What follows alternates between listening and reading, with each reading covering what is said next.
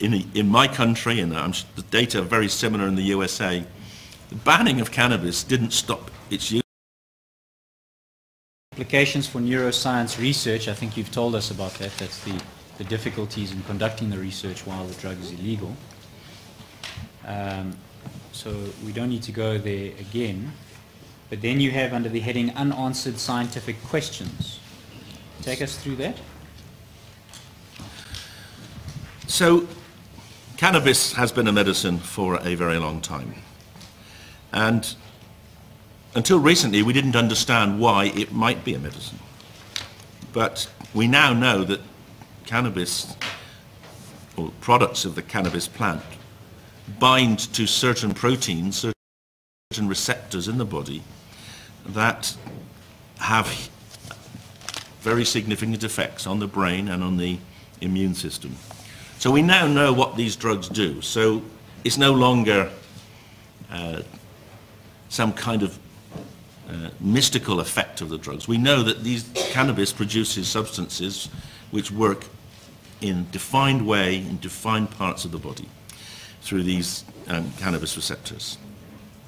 And remarkably, there are more of these receptors in the brain than there are receptors for the targets of many of the drugs we use, making the cannabis receptor a very interesting and potentially a very rich target for medical research. But studying these receptors is also very difficult, because to study them you need to use cannabis products. And if the cannabis products are illegal, it's illegal for the basic scientists, the bench scientists, to use them as much as it is for the clinician. And you can look at the number of papers published on cannabis research compared with research on other receptors like the dopamine or the serotonin system, which are involved in many brain functions. And you see there are significantly fewer papers published because it's very hard to do this research. So at all levels, the control of these drugs makes research very difficult. On page 174, at the bottom, in fact, the last sentence, says, self-reports reveal that cannabis is commonly smoked as self-medication to improve sleep and reduce anxiety symptoms. Over the page. And there is growing interest in its possible use in attention deficit hyperactivity disorder. Plant-derived THC also has utility in the treatment of pain and spasticity in conditions such as multiple sclerosis and AIDS. Yes. Other products of the cannabis plant, such as cannabidiol and THCV, have a pharmacology that is quite different from that of the THC and may have utility in the treatment of seizure disorders, anxiety, psychosis, and addiction. Tell us about that. So we know historically why people used to use cannabis as a medicine, and it was to produce relaxation, to reduce pain, to promote sleep. And those seem to be some of the major indications now for a resurrection of the use of cannabis as a medicine. Those effects are driven by one of the ingredients. This is ingredient THC. This is the stoning ingredient that contained in the plant. But the plant has possibly up to 100 other chemicals, and some of these are now known to be of great interest to the medical profession. And one of them is cannabidiol, CBD. And cannabidiol is not psychoactive in the sense it doesn't make you stoned, but what it seems to do is moderate the effect of being stoned with THC. It attenuates the negative effects of THC. So in traditional preparations of cannabis, traditional herbal cannabis, there would be a mixture of THC and CBD in a kind of yin-yang mixture. And each would benefit the other. But CBD by itself seems to have positive effects, particularly in relation to reducing stress and tension, and probably stopping seizures, particularly seizures which aren't treatable by other forms of anti-epilepsy drugs. And the same goes for this other drug, THCV, which is a very powerful anti-epileptic drug in the test tube, but has never really been studied in patients because, again, even though it's not psychoactive, it falls foul of the laws which say anything that comes out of the cannabis plant is illegal, even if it doesn't make you stoned, even if it actually has therapeutic value.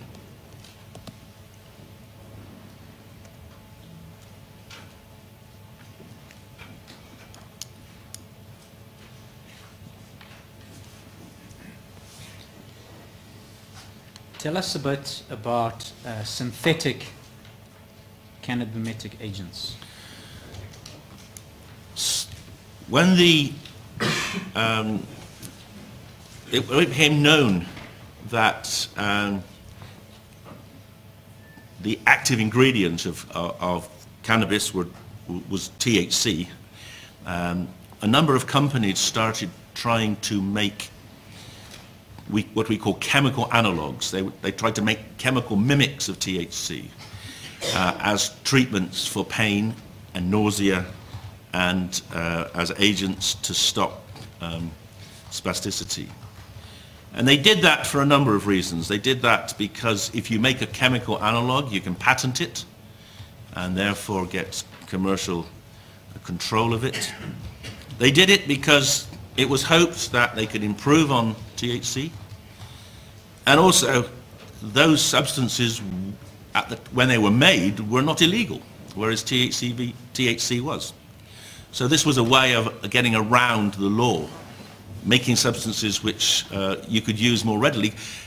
I should say, when a drug is put into Schedule 1, pharmaceutical companies have no interest in developing it, because the costs that researchers bear have to be borne by them as well. So to do a clinical trial of cannabis involves every single pharmacy that might be dispensing or holding the drug for the trial. Every one of those has to get its own special license at the cost of, in the UK, £5,000. So the cost of doing trials with controlled drugs means that the pharmaceutical industry has no interest. And that's another reason why almost no trials have been done. However, if you make a synthetic analog, a mimic of THC, which is legal, then you avoid those problems. So a number of companies made these synthetic analogs, these cannabis mimetics. Trouble is, it turned out they were very much less interesting as medicines than THC. Reasons for that are complicated, but many of them produced extremely unpleasant effects when they were first tested in humans. In fact, the effects were so unpleasant that none of them were developed as medicines, because it was clear that people would not tolerate them. So that theory that you could find better variants of cannabinoids and THC was essentially refuted quite quickly and forgotten about. However, when countries, and the United Kingdom is one of the best examples of that, when countries started becoming very oppressive or pursuing very oppressive regimes against cannabis users, and particularly with wide-scale testing, urine testing of individuals at work, cannabis users realized that they were faced with a challenge, because if they were to test positive, they might lose their job, and certainly many have lost their job in countries like UK and the USA. So they looked to find a legal alternative to cannabis, and they turned to these synthetic cannabinoids. They're often called spice, and they're called spice because the traditional way of using them was for them to be sprayed as a solution onto a herb, a spice, tarragon or honeyweed or something, and then smoked like cannabis. So they were sold as a legal cannabis. But as I said, the compounds that are in these synthetic cannabinoids are very much more unpleasant than THC and probably more toxic. None of them really went through proper toxicology studies because no company could ever see them making a medicine. So about 10 years ago we started getting an epidemic of people becoming extremely ill, smoking substances which they called spice. And eventually it was difficult because these substances are very potent, so the amounts being used were very low. But eventually it was determined that these were synthetic cannabinoids. And they were legal. So a legal market developed until it was clear that they were toxic. And then governments and to some extent the United Nations started clamping down and making them illegal. But by that time Pandora's box had been opened and they were being widely synthesized in China and sold around the world. They'd infiltrated prisons. We'd started a policy of testing prisoners for cannabis, so prisoners switched to using these synthetics. Because they're so potent, you can take in maybe 10 doses of a synthetic cannabinoid that has been soaked in a piece of paper the size of a postage stamp. So these began to be widely used in our prisons. They began to corrupt our prison officers who could smuggle them in without any detection because they don't have a smell like cannabis. And they've created an enormous problem in the UK and in some other countries, some parts of the USA, because of their potency and their toxicity and their ease of getting into establishments. So they're one of the worst examples, and there are many, of how prohibition of a relatively benign substance like THC will lead to the development and the use and harm from more toxic substances. And as I say, the history of prohibition is littered with examples of that.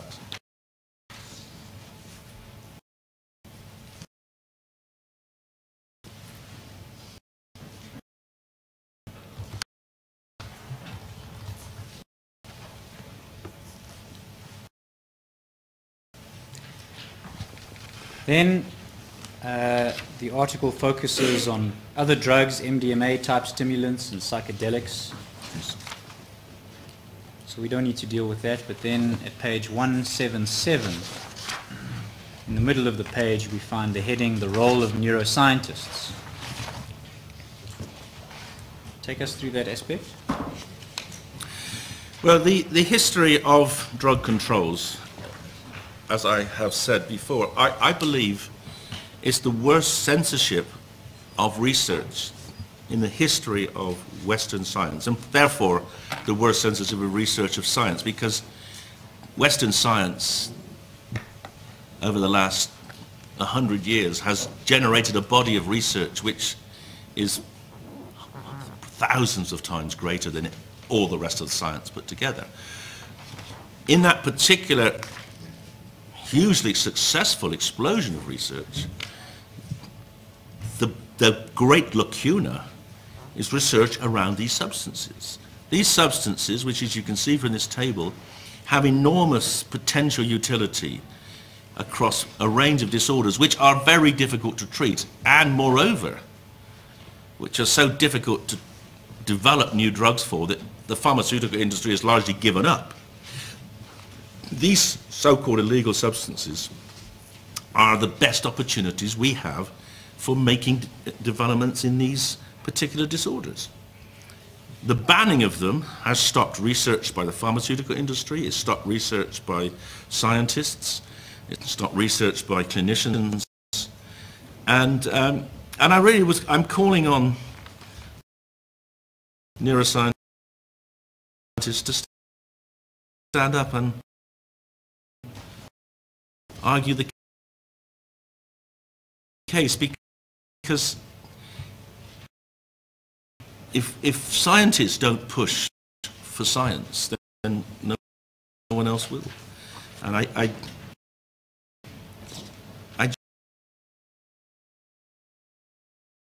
genuinely believe that the opportunities that have been lost in the last 50 years as a result of the censorship and the banning of these drugs it's been hugely deleterious, not only to medicine but to neuroscience.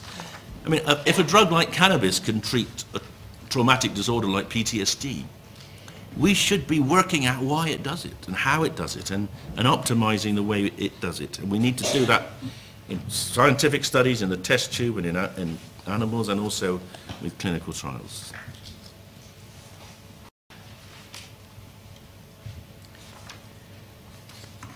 The next article is at page 181. This is Annexure D to your expert summary. This is also an article authored by you, is it not? That is right, yes. About it? What, where feature? What journal is this? So the Pharmaceutical Journal is the journal of the Royal Pharmaceutical Society. The Royal Pharmaceutical Society, of course, is the national organization representing pharmacists. And again, as they're professionals, like doctors, they are forced to abide by the law. And many pharmacists have been exercised by the inability, particularly in the UK, for research on cannabis to take place. And they followed the developments in countries like the Netherlands and America. And in discussion with them, I was asked to write this article for their journal. And essentially, it's a brief resume of the previous article targeted at pharmacists.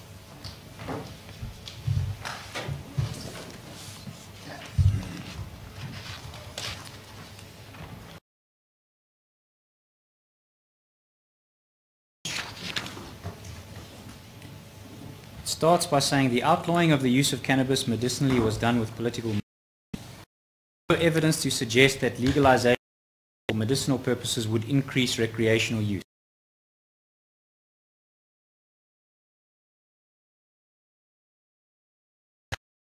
So, historically, in my country and your country, cannabis was a medicine.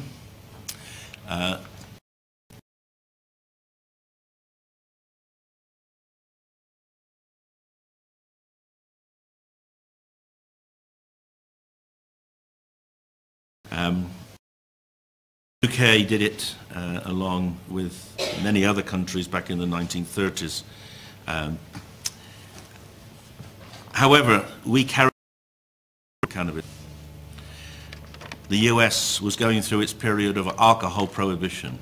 It was formed as an uncorruptible branch of the police to deal with enormous organized crime and local crime that alcohol prohibition had developed. When it became clear that alcohol was going to be removed from prohibition and put back into the US economy in a traditional regulated fashion, the person who was running the DEA, generally accepted to be the second most famous person in America after the president, he had an army of 35,000 people. And he realized they would all be made unemployed and he would lose his state as a result of the change in the law. And so he decided there had to be some other drug than alcohol he could turn his army of enforcers to. And he created the myth of marijuana madness. He started to develop media concerns about marijuana, focusing on the fact that it was used by Mexicans. In fact, he changed the name. The common use of marijuana instead of cannabis in America came because you could associate marijuana with Mexicans. So he developed hysteria around the use of marijuana by Mexicans who were then, as they still are now, coming into America across the border. He created hysteria about the effects of marijuana on young people, encouraged fears of drug-crazed reefer madness, Mexicans assaulting white women, etc. So he developed this racist policy against marijuana, against Mexicans, in order to keep his business going. And he was very successful. And as part of that process of attacking marijuana, he and others persuaded the American Medical Association to agree that medicine wasn't marijuana wasn't a medicine. Now, as you know, the USA has been largely funding the international organizations that have a role in drug policy, such as the WHO and the United Nations. And the effect of that is that always there's pressure for all countries that are partners in those organizations to sign up to the United States policy. And many countries did, but we didn't, the Brits didn't. We continued having medical marijuana in Britain until 1971, and at that point we eventually gave in to the US pressure to comply with the belief system. Marijuana was not a medicine. And that's what I say there, that the outlawing of marijuana in the US and in Britain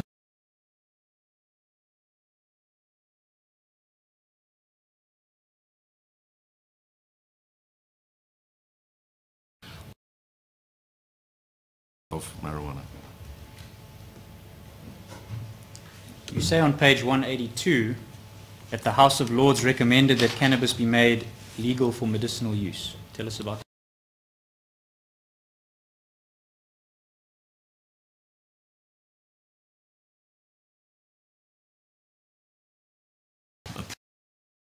Up to about a year-long assessment of marijuana with a particular interest in medical marijuana. And that report is a remarkably good report. I would strongly recommend people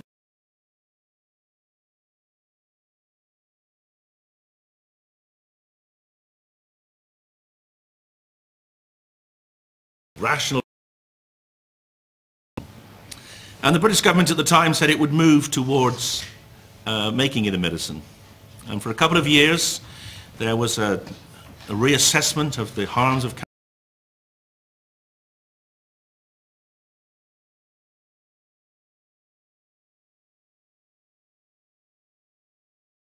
Or as a harmful drug, depending on its form. The cannabis was the only drug downgraded to Class C in the history of our Misuse of Drugs Act. There were positive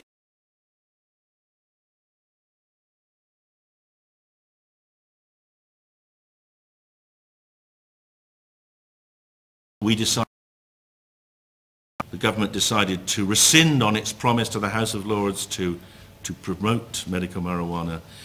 And it started to go back to the old days of seeing cannabis as a useful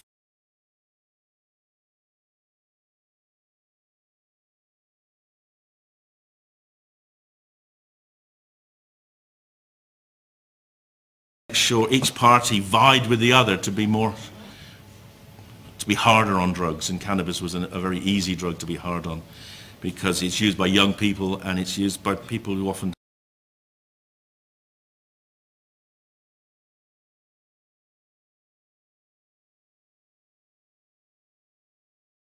benefits of cannabis. I am, yes. Could you tell us what some of them are? Well, shall we go back to the I think if we go back to the Nature Reviews paper, this is the table there.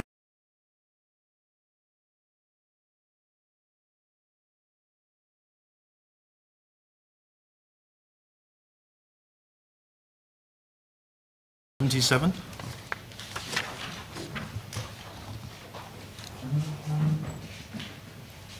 You're referring to the table in the bottom right of the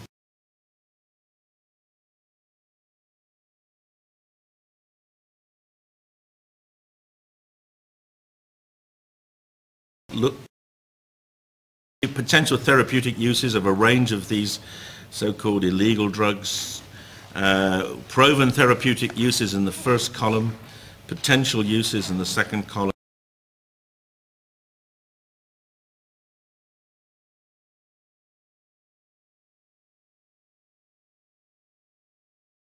Years ago, proven therapeutic uses for cannabis, the top row for spasticity disorders such as multiple sclerosis, for pain disorders,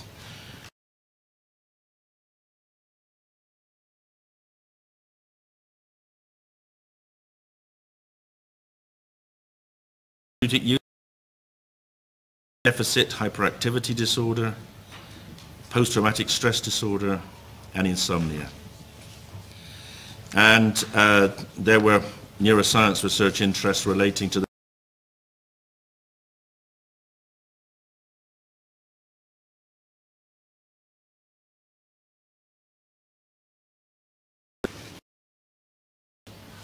Are you aware of countries in which cannabis is recognized as a medicine? Yes, so now I believe it's 19 countries in the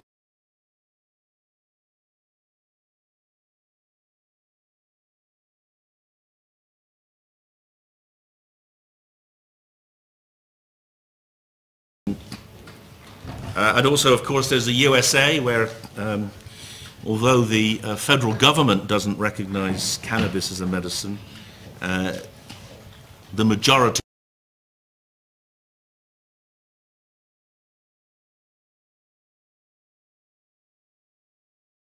may where cannabis can be prescribed by a doctor or a health professional for those disorders.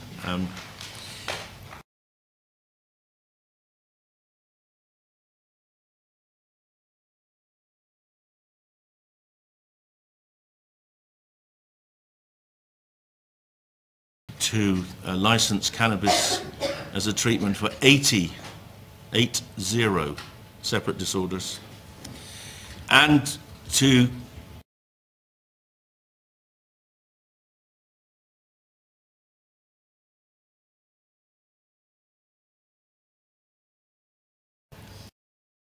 prescribe it, and that insurance companies must reimburse. So I think this is a major development. It's been a medicine in the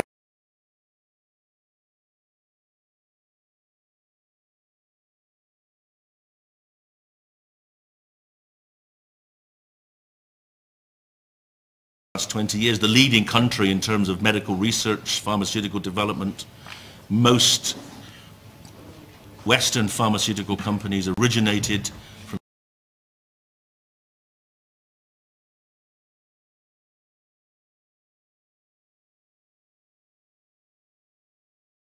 I think that it is a useful medicine.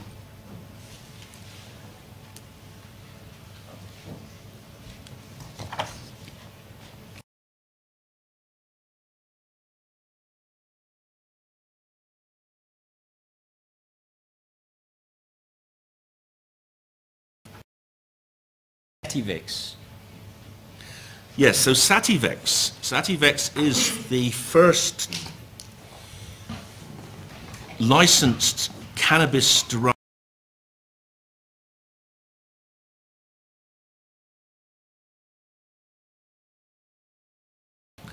approximation to the cannabis plant as a medicine. So, is it synthetic or is it a whole plant extract? How is it made? So Sativex is a combination of two of these plant products, THC and cannabidiol, the stoning agent and the kind of protective.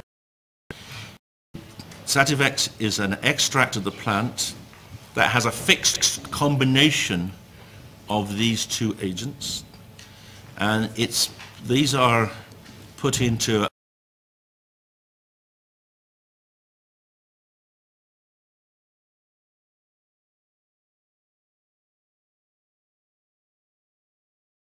shot of Sativex and then it's absorbed through the mouth and down in the gut.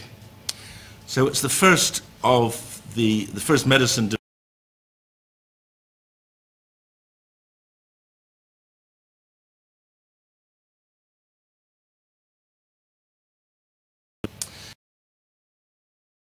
in quite a number of countries now in the treatment, particularly of spasticity in conditions such as multiple sclerosis.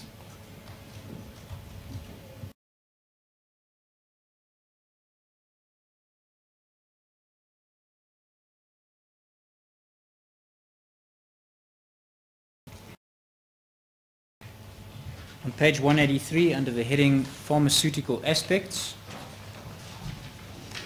tell us about what is being conveyed there.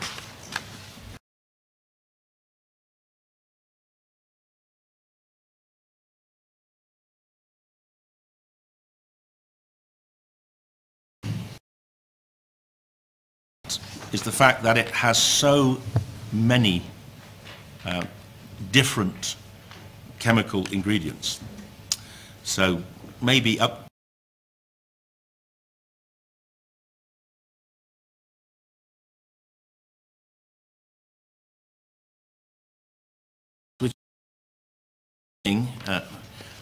as research on cannabis is gradually beginning to take off, is the so-called entourage effect. The entourage effect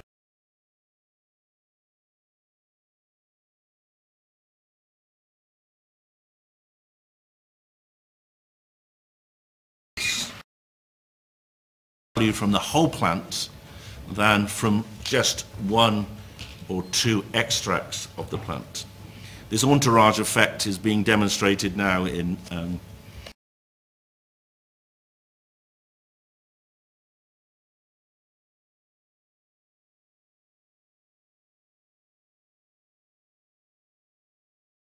and some people would argue that the whole plant is the best way of optimizing its use. Others would say, well, no, we should extract each of these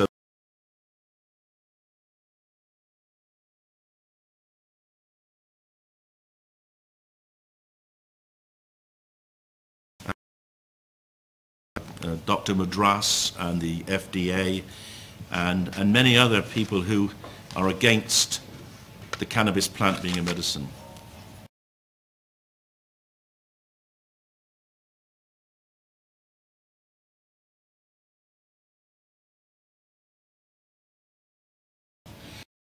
In the modern times, and that it's impossible for a plant to be produced with enough consistency and specificity so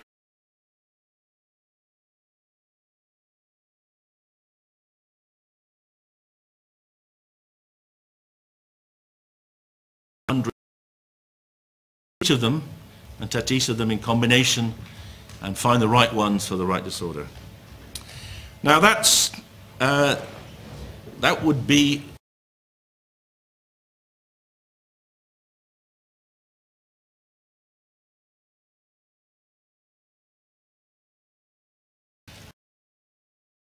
substances are illegal because who's going to do it? Pharmaceutical companies aren't going to do it. Governments can't afford to do it. And the number of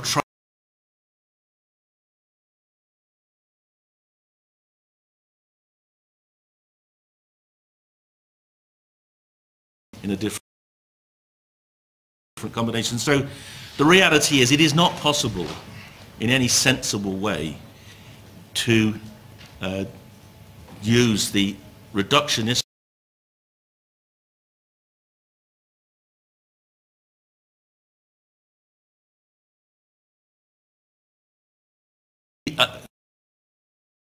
it's also wrong because the FDA approach is not about proving a medicine works. The FDA approach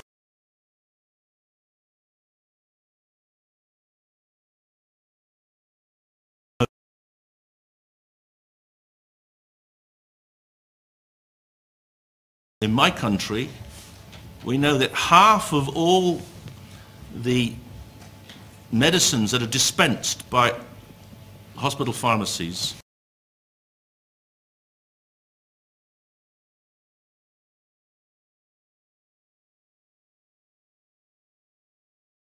doing the drug. But that does not stop them being medicines.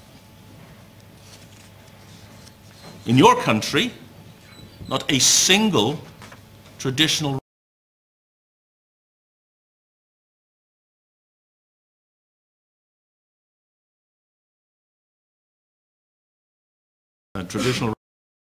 meet the criteria for the FDA. Now that doesn't mean they're not medicines.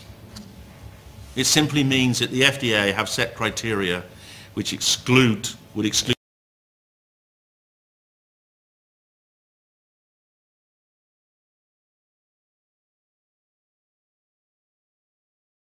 to be defined an organization says. I think that's wrong.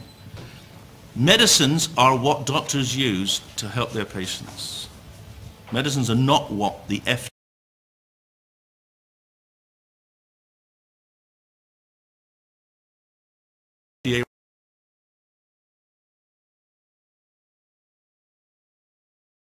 itself is not a discipline that is or should ever be controlled by the arbitrary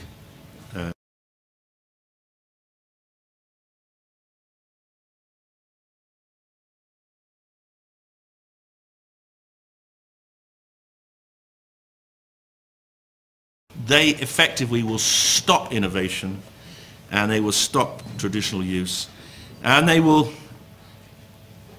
mean that we do not progress.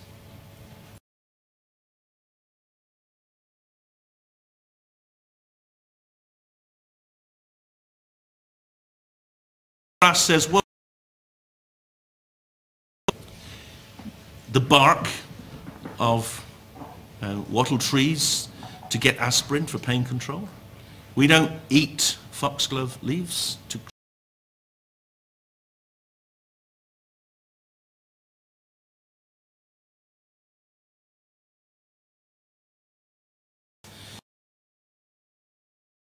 How was foxglove discovered to be a treatment for heart failure?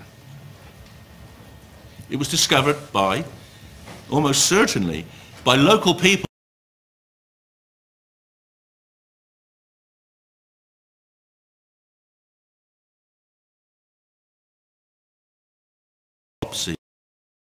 swollen ankles from heart failure. If we didn't use plant products, we would never have modern medicine. So it seems to me absurd to say that now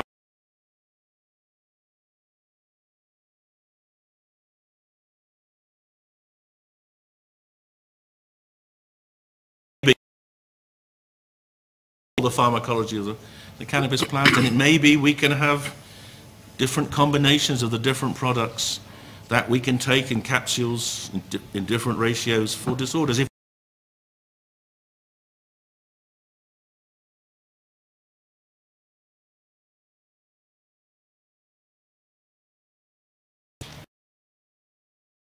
deny medicine, doctors and patients the opportunity for treatment for those centuries until that is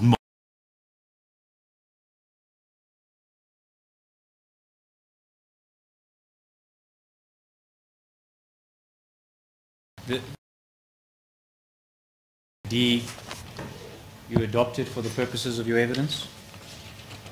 The one we've just been busy with? Yes, this one, yes. What, the pharmaceutical? Yes.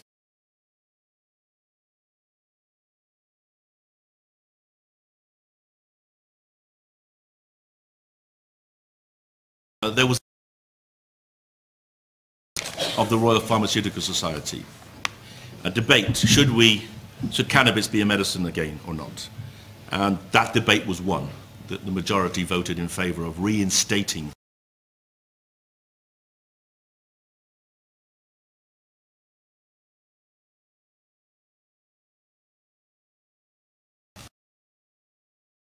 page 186. Yes. This is a document bearing the British Home Office logo in the top right.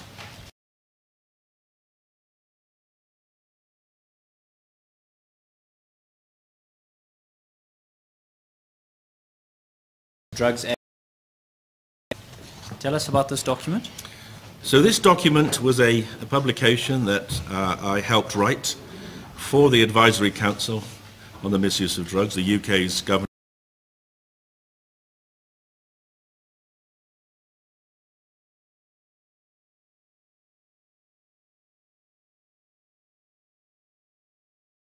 Lords had raised serious questions about the classification of cannabis under the Misuse of Drugs Act. We were requested by the Home Secretary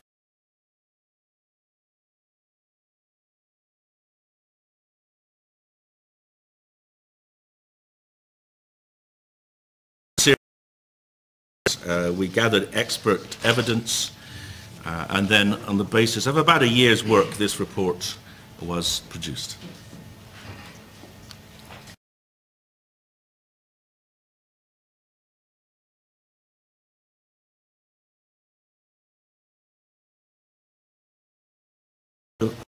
Michael Rawlins was the chair of the council.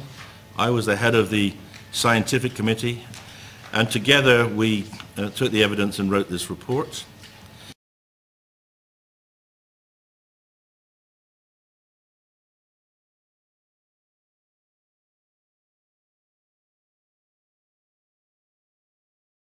Operations to Class C.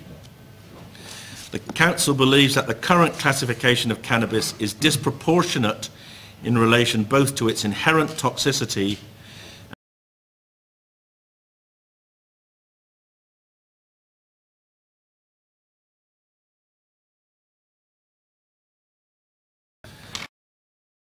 really it gives you the background to the Act and then to the evidence we took. And we went through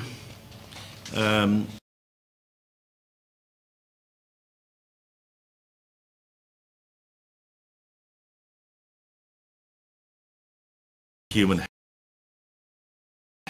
long-term health risks, etc. Could I ask you to go back to page 188 and just deal with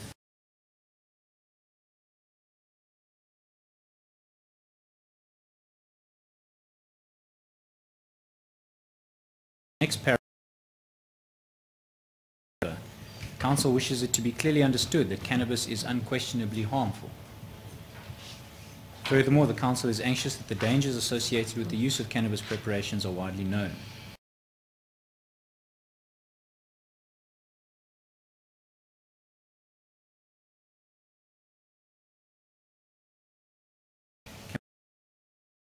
So please explain that qualification, particularly the emphasis that it must be understood that cannabis is unquestionably harmful.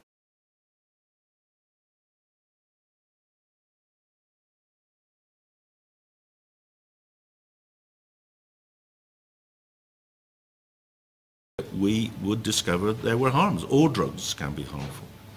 And at that time, there were people who were making claims that cannabis was not harmful.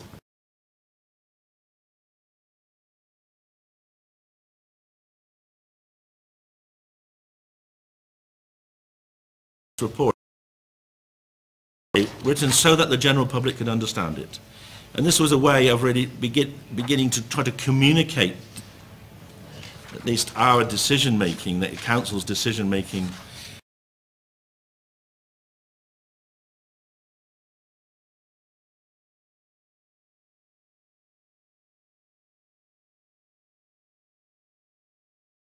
With scientific evidence, both of the benefits and the harms of drugs, that people would listen to what we had to say, and if we said something was harmful, they would take notice.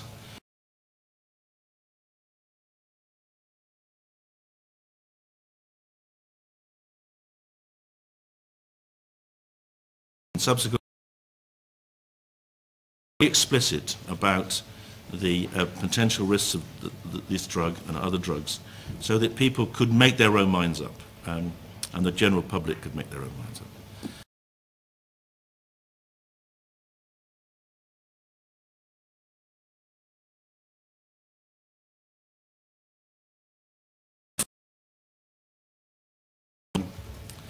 Oil, they were classified as a Class A drug, the most harmful drug, alongside crack cocaine. And that is absurd. And that kind of juxtaposition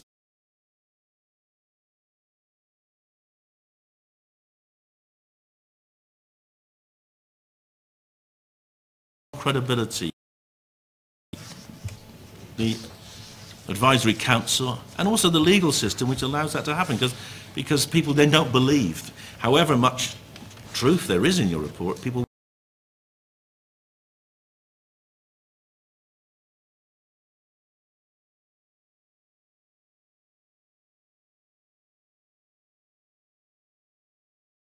three, under the heading Risks to Human Health. Yes. Could you take us through that? Well, Yes, This is the time when we could just take the certainly. entourage.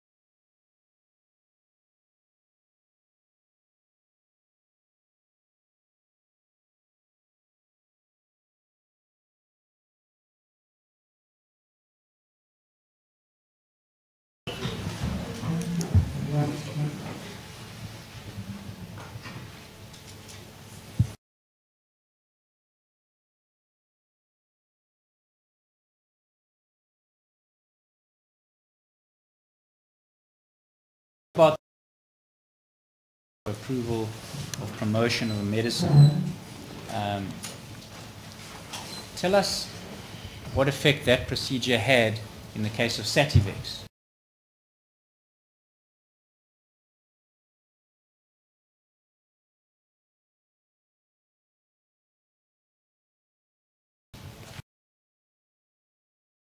The kind of FDA recommended approach for a medicine is the cost.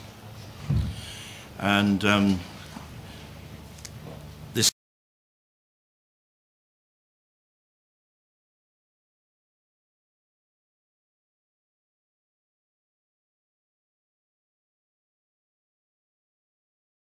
to $1 billion per drug. And that means, therefore, that the companies have to recoup that money through the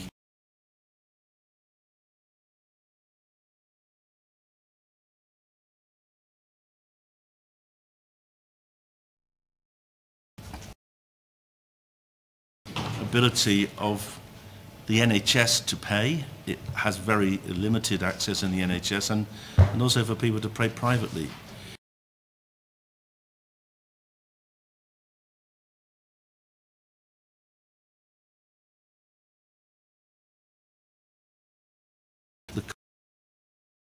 The drug is never used or has a very much diminished availability. And that is another reason, I think, why cannabis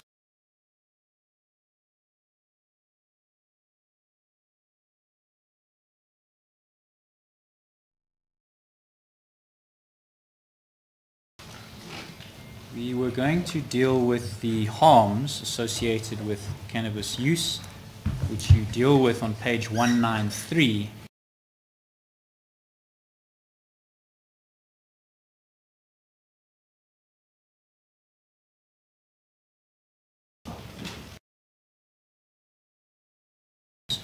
Acute health risks of cannabis, etc. Just explain to us what those first two paragraphs are trying to convey.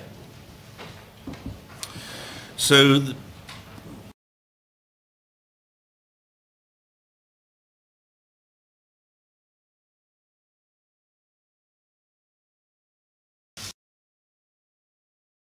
health harms of drugs are complicated, and that some of them relate to the effect of the drug. So in the case, we have an example there.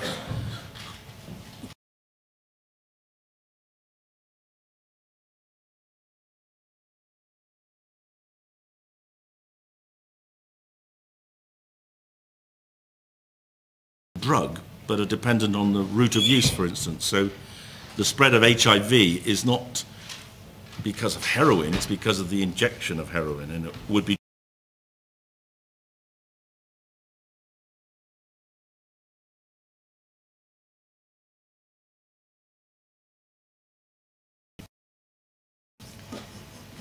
Then you've got the subheading acute health risks of cannabis. Acute health risks are those due to the direct effects of cannabis on the body after its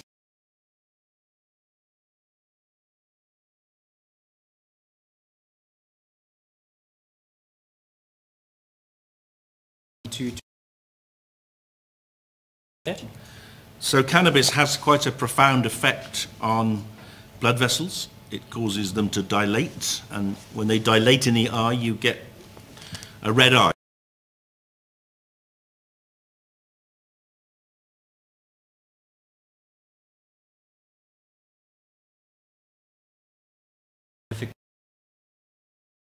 As far as we know, that presents no health risk at all. And then you say the cardiovascular actions of cannabis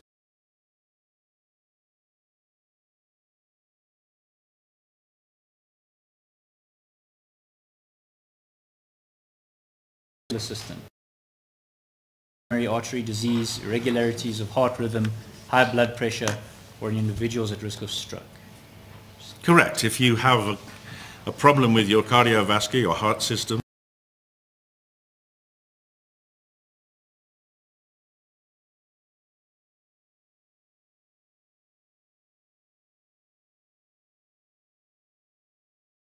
I mean, It's equivalent to increasing your heart rate by 10 or 20 beats through exercise. So there are very few recorded if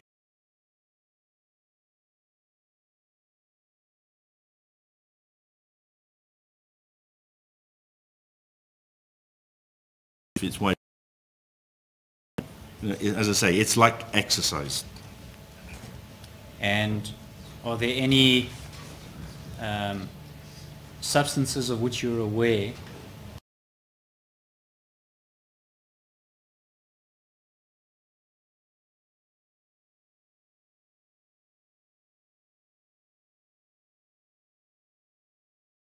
heart? Well, in terms of a drug like alcohol or tobacco, they will have cardiac effects in a similar fashion. So this is not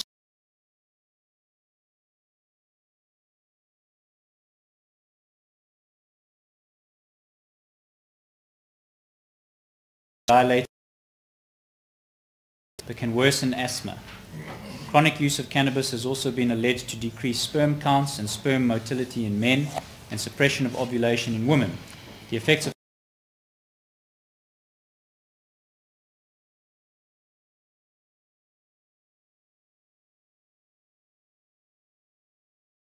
people smoke cannabis, they smoke tobacco, their asthma can get worse. So that's a warning to individuals with asthma not to smoke. Chronic use of the sperm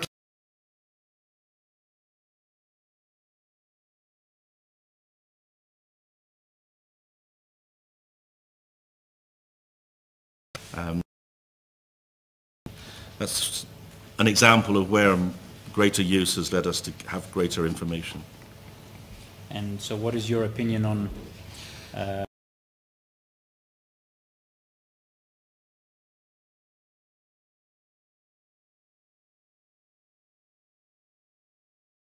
clear whether that's is something that happens.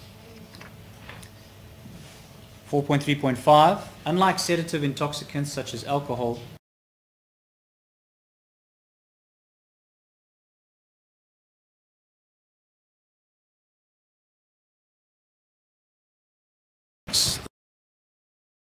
You vomit when you have something stuck in your throat. It makes you want to expel substance.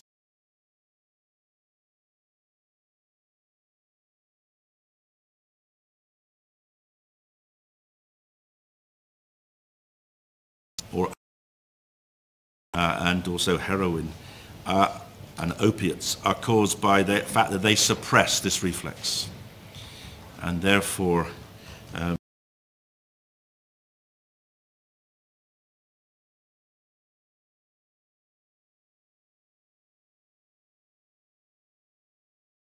then that goes into their lungs, so that, and they haven't got the gag reflex, so they can't cough it out, and so they die. Not them, but the acid has gone into their lungs and kills them. So this is a very common way, severe intoxication with alcohol and with opiates kills you. But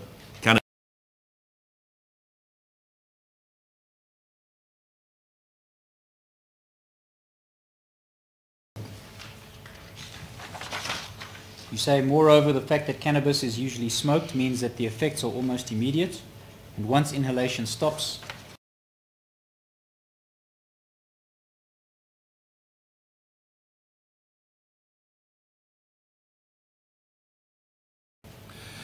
so we know that smoking something is a very efficient way of getting a drug into the body, but it's also a very efficient way of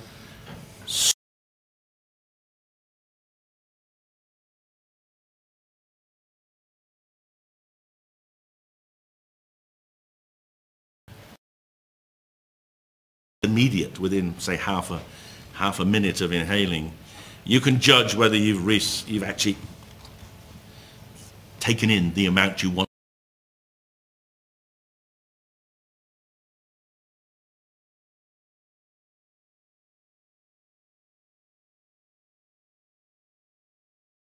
Several hours for it to break down and be absorbed, and then there's nothing you can do about it at that point. So if you've taken too much, then you are intoxicated.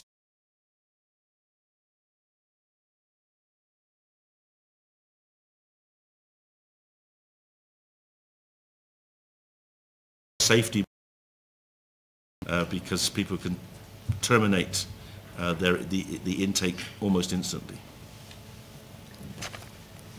4.3.6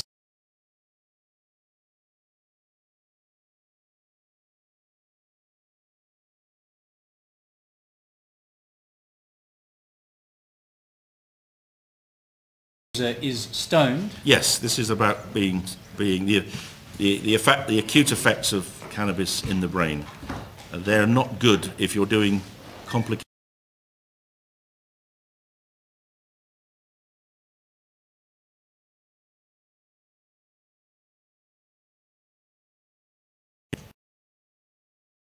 Say when these involve risks to self or others, such as drivers, aircraft pilots, etc., cannabis can be dangerous, and even more so when used with alcohol. That is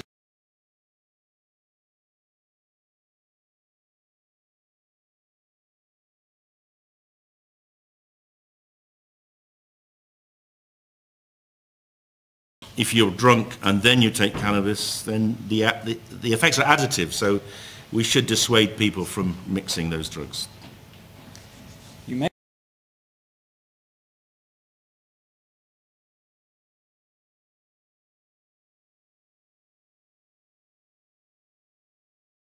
an alcohol. Explain that. It's a very important point, because one of the reasons alcohol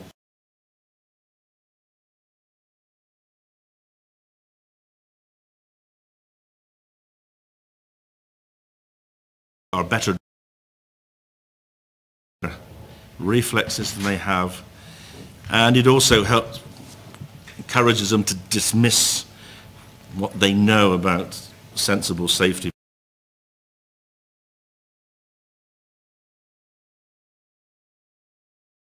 In cannabis,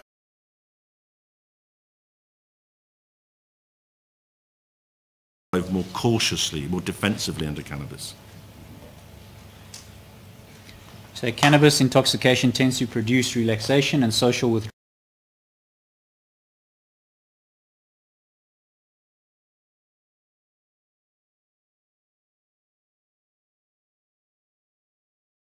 Whereas in deliberate self-harm, domestic accidents and violence. And this, I think, is where the most obvious difference between the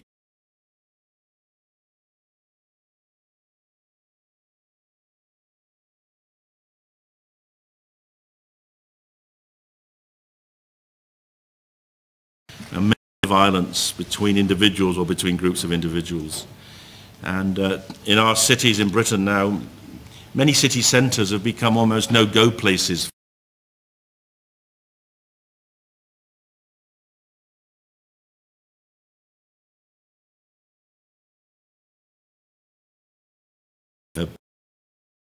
And violence. Cannabis is different. Cannabis does not seem to encourage violence. It doesn't facilitate violence, and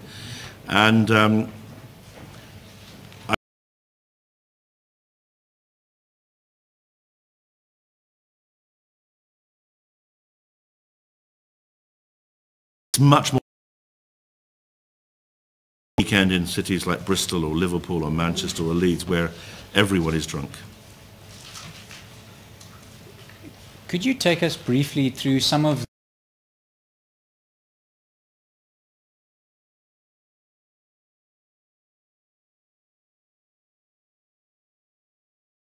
cannabis usually associated with people finding things funny. Very often things that other people don't find funny, they find funny.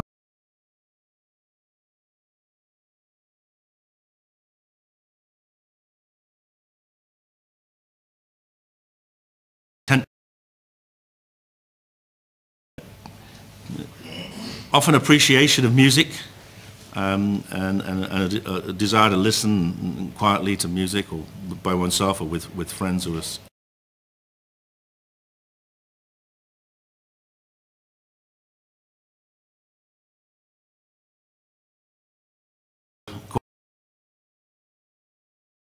an effect kicks in as well. So it's a very different kind of social engagement from the alcohol, which is often associated with activity,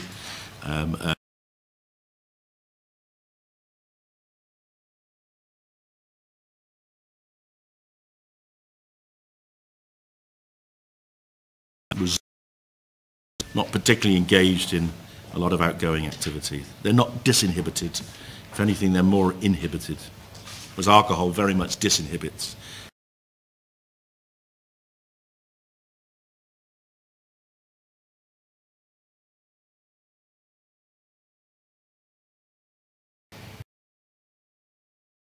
Lead to panic attacks, paranoia, and confused feelings that drive users to seek medical help. Correct. That is correct. Not every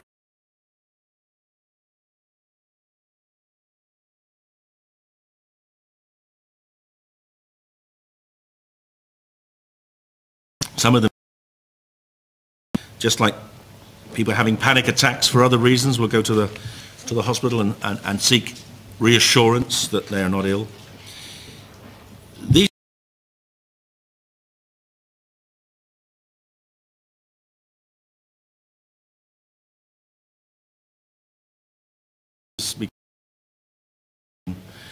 do get paranoid or get anxious, and they think, well, that's enough for me, I'm not going to bother to carry on. So this contributes to the self.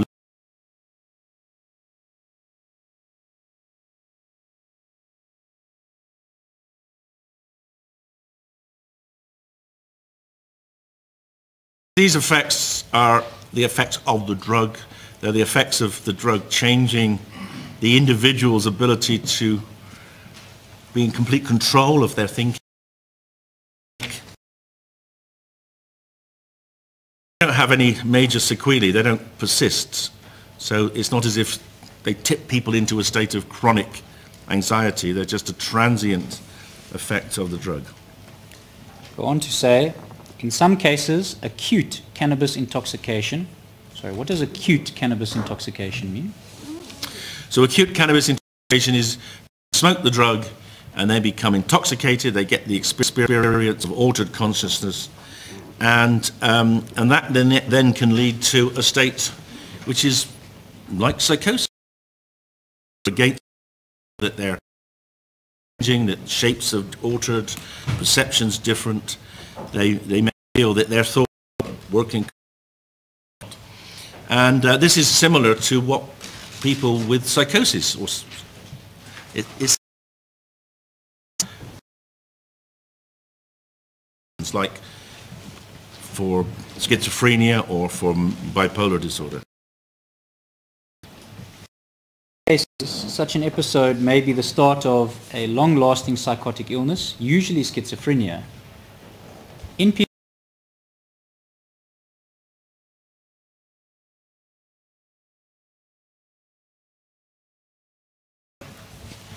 what we now know is that although cannabis does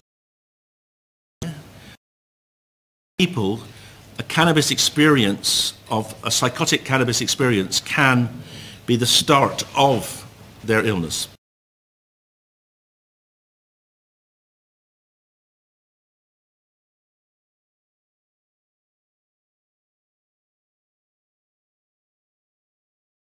Accelerate people developing schizophrenia, even though it doesn't actually cause schizophrenia itself. And people who have schizophrenia,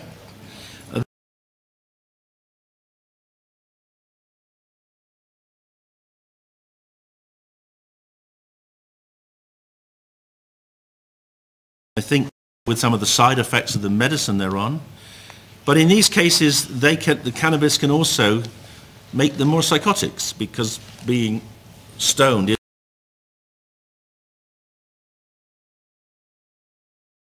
level. I think one many people think cannabis causes schizophrenia. It doesn't, but it can aggravate some people, particularly making some of the voices that they hear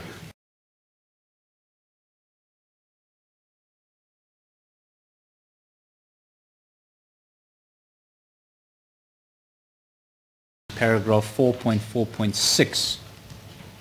Yes. Where it says, the other main concern about the chronic use of cannabis is whether it can lead to mental illness, especially schizophrenia.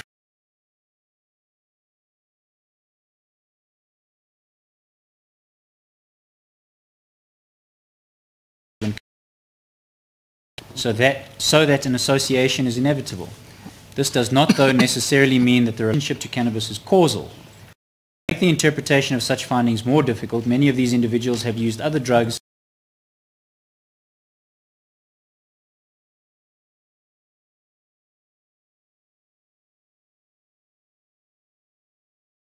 that may be mistaken for schizophrenia. Yes. Back to page 194, under the subheading long-term health.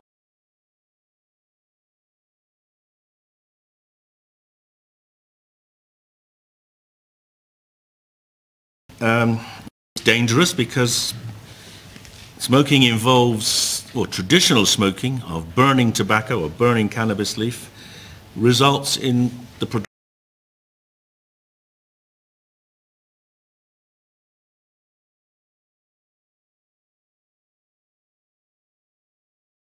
will irritate the lungs and can also affect the cardiovascular system. So putting burning plant material into your lungs is generally not something one would advise.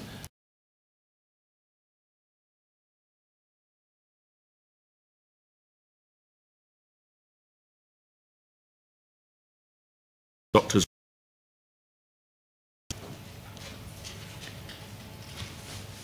You say tobacco smoking is the largest single cause of ill health and premature death in the UK. That is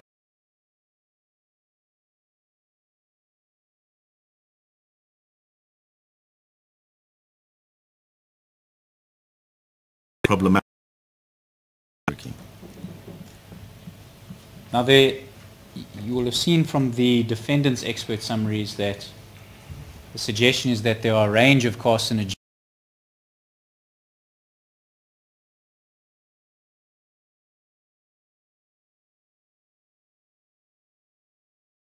that a dose of cannabis inhalation contains more carcinogens, well then cannabis smoking is more harmful than cigarette smoking. What do you say to that?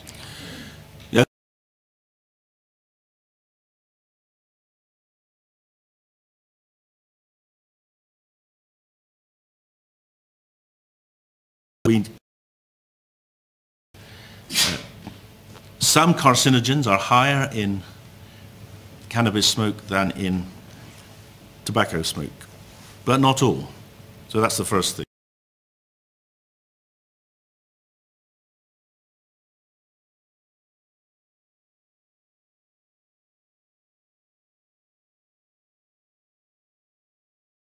Your lungs, the less harmful it is. The third is that people's smoking careers on cannabis tend to be considerably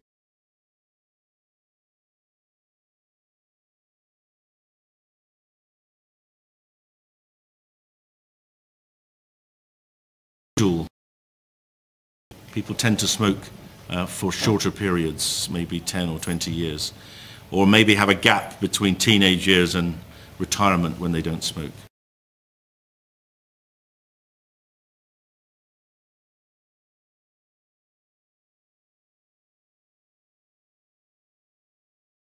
Tobacco 20 to 40 a day. So for those reasons, there isn't a very strong relationship between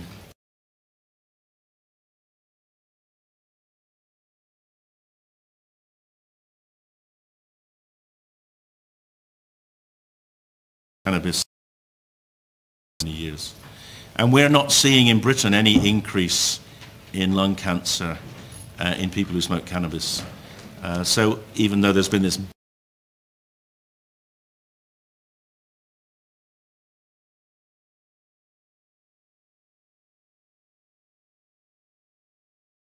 some health problem at present.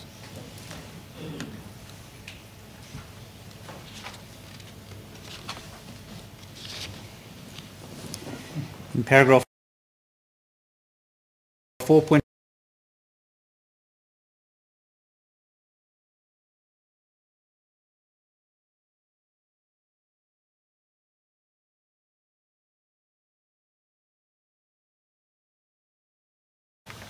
Two main ones are the urge to use the drug, the pleasure they get from using the drug or engaging in the activity.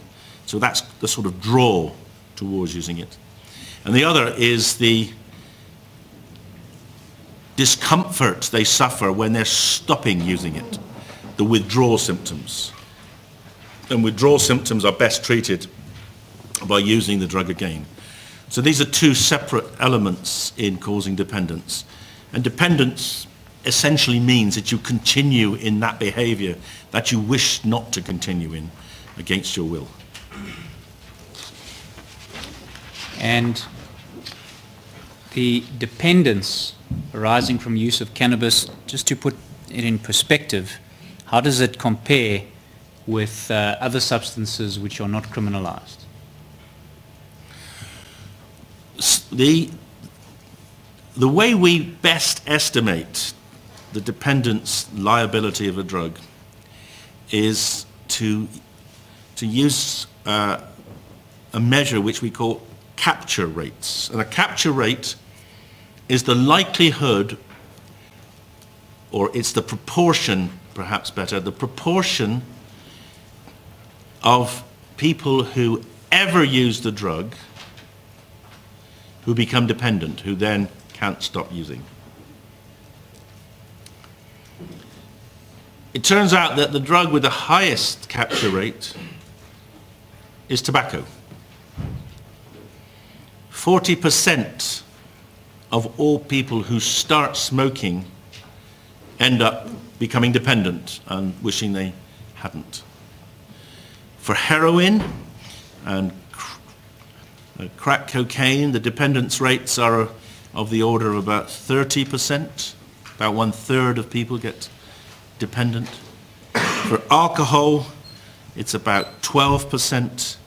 And for cannabis, we now think it's around about 9%.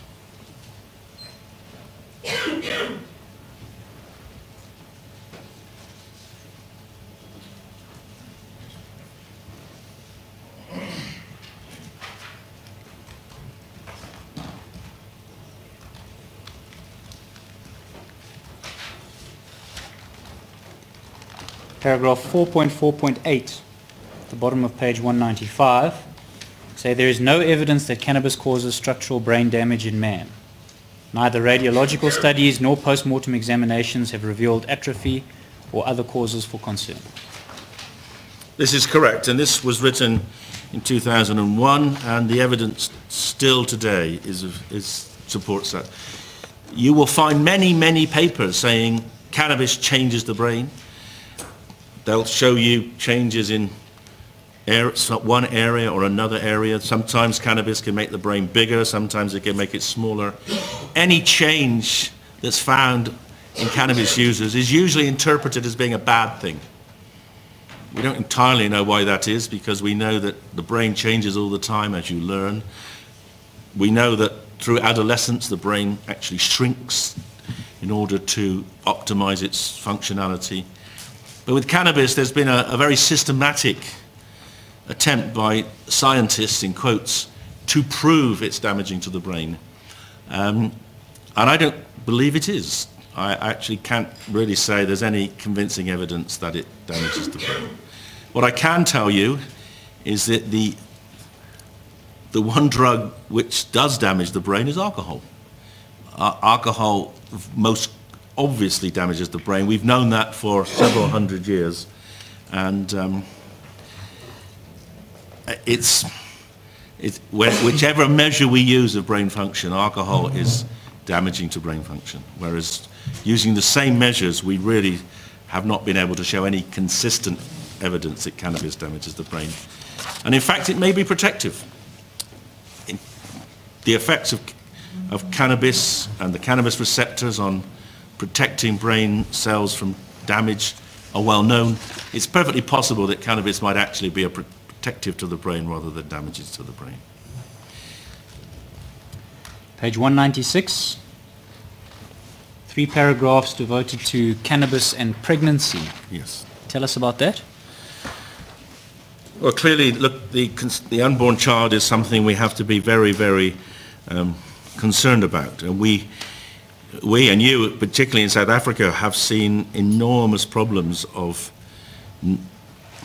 damage to fetuses through alcohol use. So it's important that whatever we decide about cannabis, we have to we need to understand the best we can what impact it might have on the unborn baby.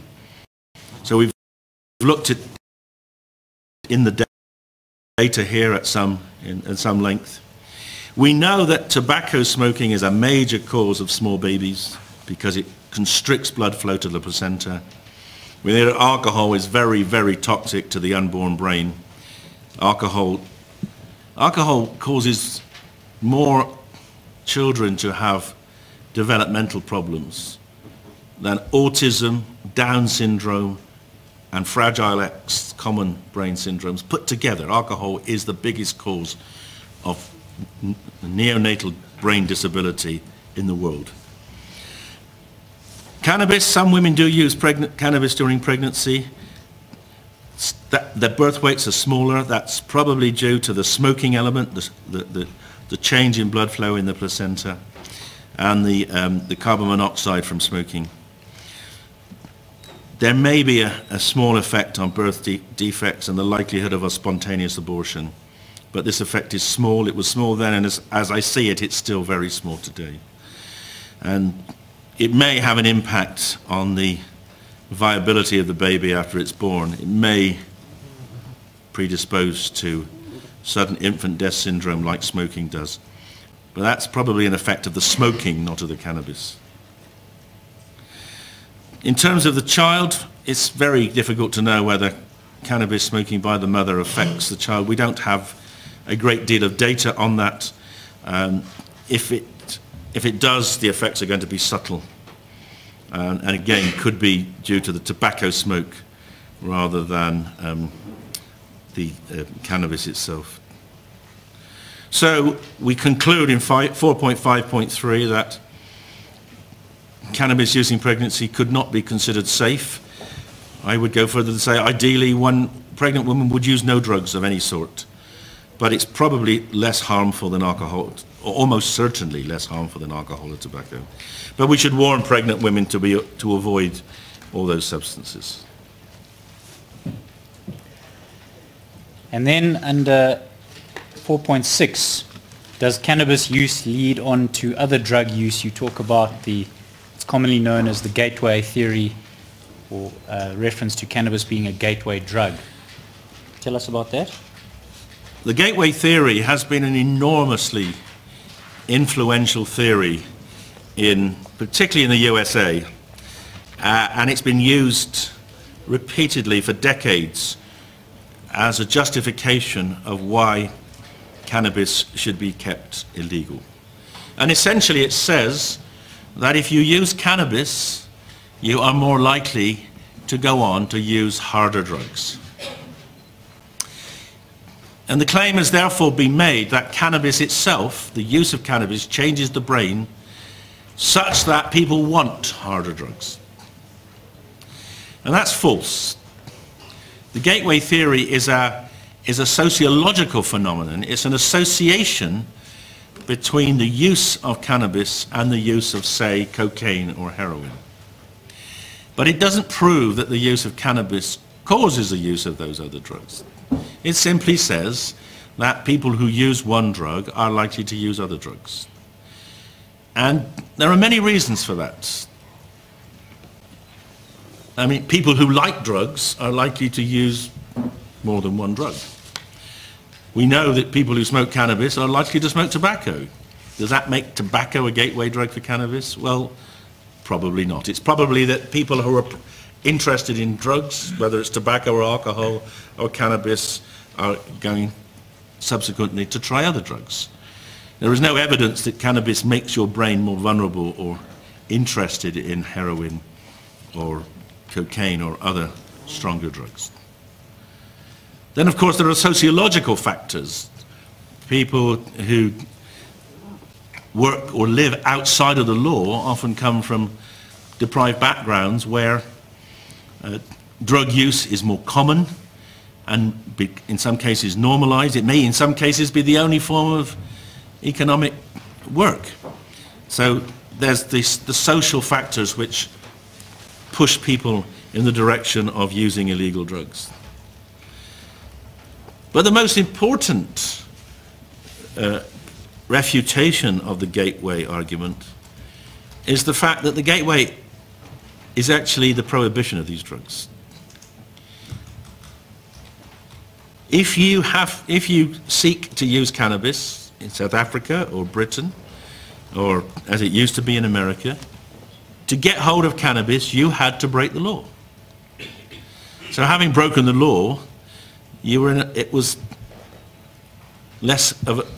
easier in some ways, less emotionally stressful to break the law again. But worse than that, you were then working with the illegal market. And one thing is clear, that people who deal drugs want you, as a drug user, to be on something much more dependence-producing, much more addictive than cannabis. And in most countries, drug dealers will deal crack, crystal, or heroin alongside cannabis. And they will very often offer the cannabis user an opportunity to try out a harder drug. They often mix hard drugs with cannabis to give people a taster so that they can hopefully get them hooked on the drugs which are going to produce the biggest profit in the black market. So it's by making cannabis illegal that people who use cannabis meet dealers in harder drugs. And that is exactly the reason why the Dutch government, back in the 1980s, decided to introduce, or to allow communities to introduce cannabis coffee shops. Because they knew that their children would be interested in experimenting with cannabis. But they did not want them getting their cannabis from someone who was going to offer them heroin. They wanted explicitly to separate the markets. They wanted to separate the hard drug market, as they called it, the heroin and the cocaine, from the soft drug market, the cannabis.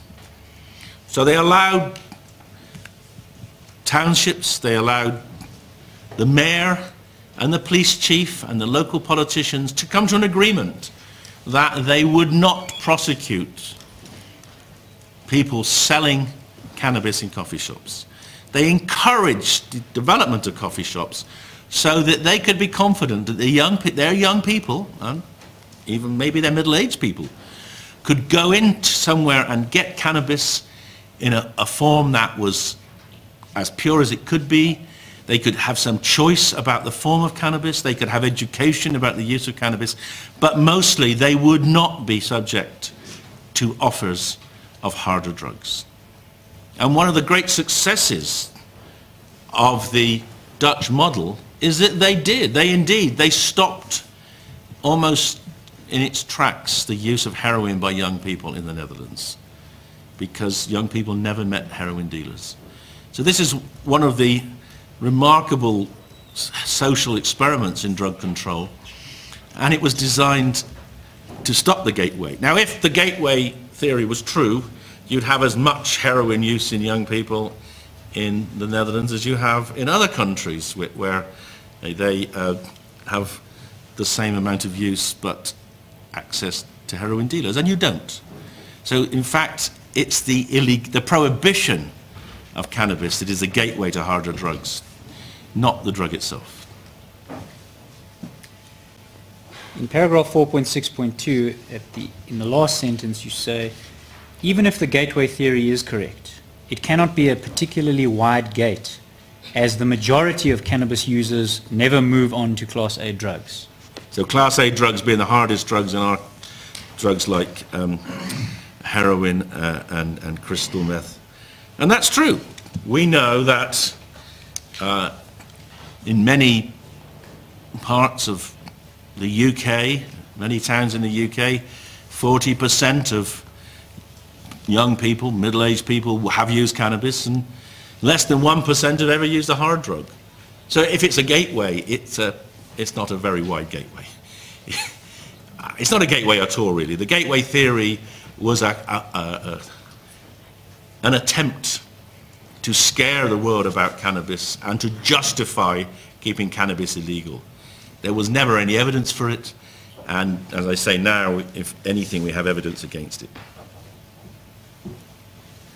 In paragraph 4.6.3, it reads, there are a few studies that have attempted to test the gateway theory by correcting for some of the more obvious confounding variables, and these have found a significant positive association, i.e. that early cannabis use is associated with an increased likelihood of later heroin use. Interestingly, other studies have found that the use of alcohol and tobacco in early teens, and especially in pre-adolescence, appears to be associated with the later use of many drugs, including cannabis. In all these studies, there is a distinct possibility that the driving factor in the misuse of drugs is the personality and or peer group of the subject rather than the drug itself. And that's correct. I mean, what we're saying, repeating what I said earlier, that people use drugs for various reasons. Some people use drugs because they're interested in how their mind might change. Most people use drugs because their peers use drugs. Because if that's what's happening, that's the majority of people are drinking, you're odd not to drink. So peer pressure is enormously powerful. And what we do know, though, that people who use drugs like tobacco and alcohol before they're 10, they're very much more vulnerable to hard drug use and cannabis use. But those people are coming from a very odd background. They're either unusual in their normal peer group, or they're in peer groups which are usually very deprived, and the sole entertainment or the sole escape from life is to use a drug. So we really can't generalize from those rather extremely deprived groups to the whole population. Page 197, under the heading Cannabis and the Health of Society. Tell us about that. Well, it's very important when we're looking at the harms of drugs to think about the social consequences of drug use, the way drugs affect other people, not just the way drugs affect the user. And I mean, clearly car driving, the impact of a vehicle going at 100 kilometers an hour, it's a weapon. It can be very damaging to the people outside the car, and also to passengers in the car if the person who's driving it is not performing optimally. And we have to be cognizant of that, and we have to, whatever we do, we have to try to have strategies to minimize the harms that driving under the influence of drugs can produce. But as I've said before, cannabis in driving doesn't seem to be a major problem. It's certainly not as major a problem as alcohol driving, and we know in states in America where people are switching from alcohol to cannabis, deaths on the road from alcohol are falling faster than deaths are rising from cannabis. In fact, they're not rising from cannabis. There is now a consensus in America that cannabis is not inducing more deaths on the road, even though more states have legalized it. But alcohol deaths are falling because people are using cannabis instead of alcohol. And then the final point about injection. One of the reasons why cannabis is one of the less harmful drugs is you can't inject it. And injection of drugs is the most dangerous way of using a drug, and it's the way that is most likely to develop harms or spread harms of viruses to other people. So anything we can do to stop people injecting drugs, we should. And that's one of the reasons why people are talking about using cannabis as a treatment for heroin addiction. Because if you can get people off injecting heroin and smoking cannabis, you're taking away the big risk that comes every time a heroin user injects heroin, they may die. And every time they share a needle, they may get AIDS or Hep B or C. You cannot get that with cannabis. So cannabis is intrinsically less harmful a drug than any drug you inject. On page 198, under the heading Discussion, say, the epidemiological evidence demonstrates that cannabis use, especially amongst adolescents and young adults, is substantial. The apparent and ready availability of cannabis is, however, disproportionate to the relatively small numbers of people seeking help from drug treatment agencies for cannabis misuse. The high use of cannabis is not associated with major health problems for the individual or society. Explain that, please. So after alcohol and tobacco, although even now in Britain I think cannabis use is more common than tobacco use, cannabis is the most popular drug of use. At that time it was third most popular drug in Britain, with, we thought, perhaps up to 1/5 of the population having used it. So it's much, much more widely used than any of the other illegal drugs. And yet we were seeing very little in the way of harms. And we were seeing relatively few people dependent on it. And so we concluded that the health harms from cannabis were actually not very compelling, and that they certainly didn't warrant the drug being put into the most harmful class of drugs, which were the ones which are by definition, under the Misuse of Drugs Act, the most harmful drugs. It wasn't fitting those criteria.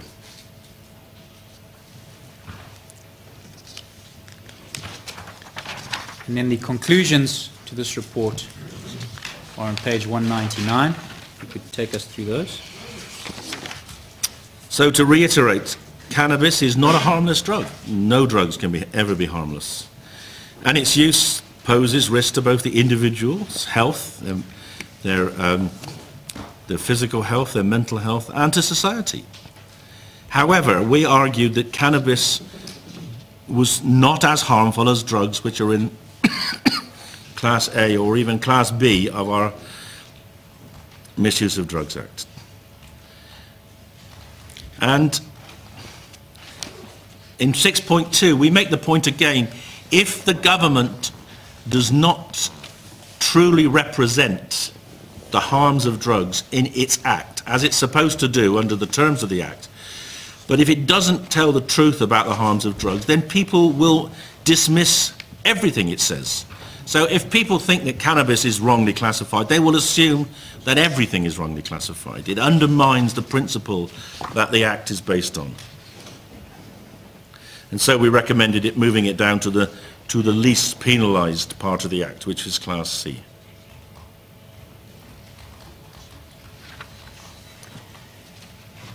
On that issue,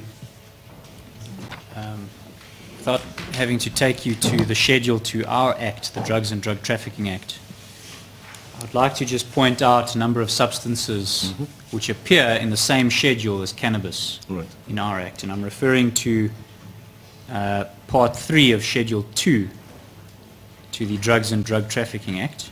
Cannabis features. And then there are a series of fentanyl analogues. Does that mean anything to you? Well, fentanyl and fentanyl analogues are extraordinarily dangerous opioids that are wreaking havoc in America now, have reached Britain. We've now had 60 deaths from fentanyl last year. This is a more toxic opioid than heroin. Heroin also features on the same schedule. So heroin, as you know, is a very powerful, potentially toxic opioid if it's misused or used inappropriately by injection. And in Britain kills, well, last year, nearly 1,800 people. And then also methamphetamine. Methamphetamine, crystal meth, or TIC, one of the most dependence-producing drugs we know. extremely likely to produce powerful paranoia in individuals, associated with a lot of violence, huge amounts of violence in countries where it's rampant, like Thailand, associated with extreme violence and often murders and homicides, etc. What is your comment about the fact that methamphetamine, heroin, and fentanyl analogues appear in the same schedule as cannabis? Well, it shows that the schedule bears no relationship to the relative harms of those drugs.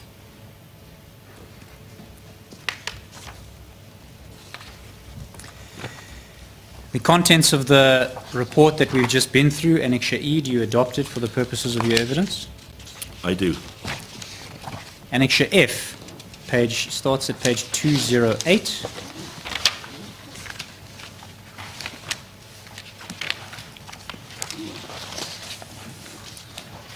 And this also bears the Home Office logo. It's entitled Cannabis Classification in Public Health, Advisory Council on the Misuse of Drugs. Can you tell us what this document is? So this is another subsequent report on cannabis produced at the request of the government by the Advisory Council on the Misuse of Drugs. You may be interested in the background. Yes. So as I said, the first report, the 2002 report, was occasioned by the House of Lords recommending medical cannabis, recommending a more rational, a more humane approach to recreational cannabis, and the government at the time agreeing to try to put in place the House of Lords recommendations. The government accepted the 2002 report we've just been through, but in the months coming up to its being made law, there was a massive backlash from the media. This was also supported by some politicians. And I have to say, I didn't know at the time, but I thought it was just the right-wing media becoming hysterical about a drug being reduced in penalties. But I'm pretty sure now that there was a lot of pressure from the USA. We were hearing comments from our Foreign Office that the Americans had put cannabis as their #1 drug problem, and they were concerned that we weren't doing the same, and there were pressures on us through our government to reconsider the classification of cannabis. So the Home Secretary at the time, who was before this one that the letter is written to, insisted we reviewed cannabis again with this. I think the argument, or the suggestion, was that we might have got it wrong the first time and maybe we should get it right this time. So we did the same thing again. We conducted the same review. It took a year. We took expert opinion, and of course evidence was growing at the time.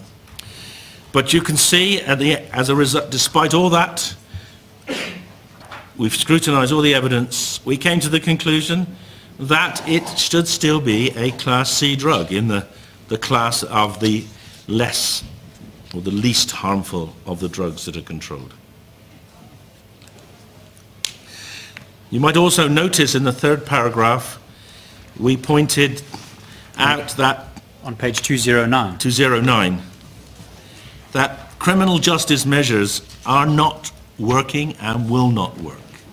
And that if people are concerned about the harms of cannabis, you need to do something, or you need to approach this question in a different way. Because we had clearly seen that criminalization was actually not leading to a reduction in use. And we also emphasized the need in the fourth paragraph. We need to do more research. And sadly, that's never been done.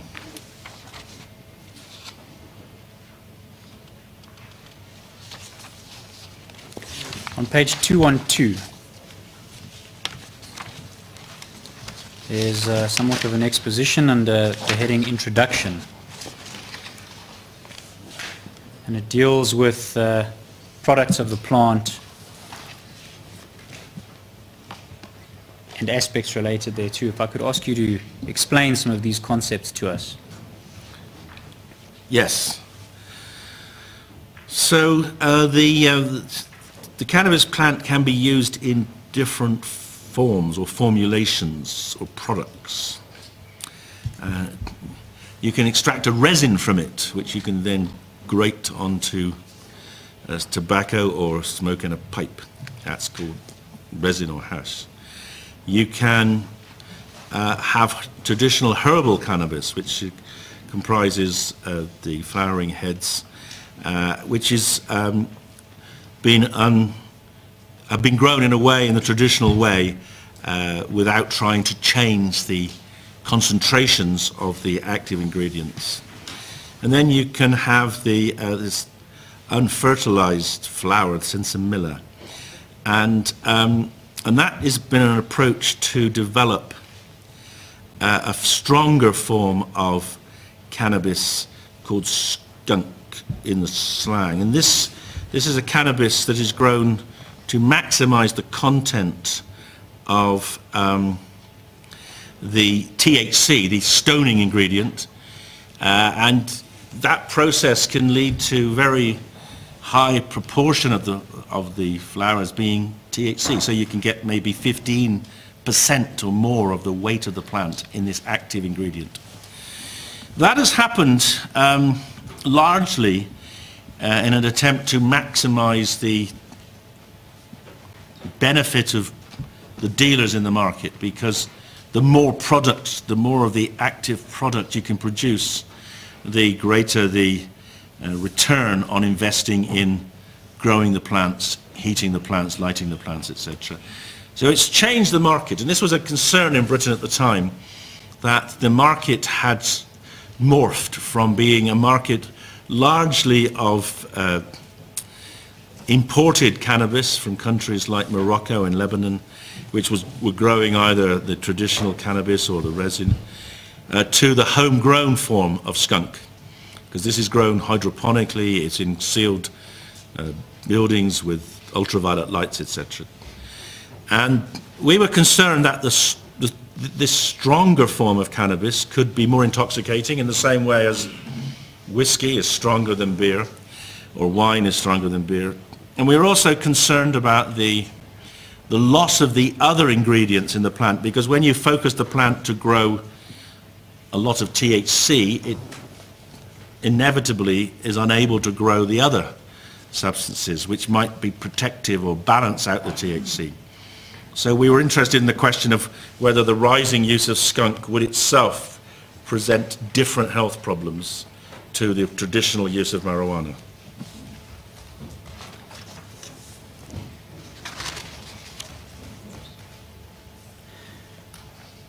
Right. I don't want you to repeat any of the evidence which you've given already, but if we could go through this report. Page 214, paragraph 3 is the heading, Epidemiology of Cannabis Use. Explain what that is. So these are the estimates of the people in the UK who are using cannabis, their ages and how much they use. Yes, and take us through the observations. So we have a survey in Britain, 3.1, called the British Crime Survey, and it's conducted on a regular basis, and on it's conducted annually, and in some of the years they ask questions about drugs. So they've asked people in an anonymized way whether they use drugs, so we can get an estimate of what people use drugs. And then there's a similar survey in Scotland called the Scottish Crime and Victimisation Study. And there's a table that appears on page 215. Yes. Take us through what it intends to convey. Well, so the table is constructed, the column on the left is the age range, the next column are the proportion who've ever used cannabis, The third column, use in the past year, and the fourth, the use in the past month. Those are percentages. Correct. Percentages of 16 to 59-year-olds. And you can see that the 25 to 29-year-olds, 46.5% had used cannabis at some point in their life. So, as I say, this makes it probably as almost the same as tobacco in terms of the use. In use in the last year, that falls off markedly with age and is mostly in the young group, as is use in the past month.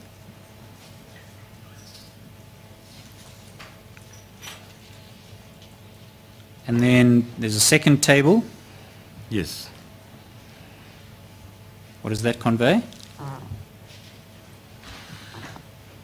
So this is the change over the period from 1996 to 2006. And it's the two left-hand columns are the full range, 16 to 59-year-olds, and then the right-hand two columns are the younger people, 16 to 24. And it shows, well, some increase in use, higher use in the 90s than at the present day. So overall it shows that there's less cannabis use in 2006-07 than there was in 96-98. Paragraph 3.4 says there has recently been an attempt in the Netherlands to characterize the use of cannabis among regular users. The study suggested that users might be divided into 3 groups, so-called clusters. Over the page. Cluster 1, this group tended to be young males, mean age 22.7 years, whose cannabis use was frequent and who were in pursuit of high levels of intoxication. Yes. Cluster 2, these were older people, mean age 27.7 years, of both sexes who sought moderate levels of intoxication. They adjusted their smoking behavior in response to the potency of the cannabis they were using.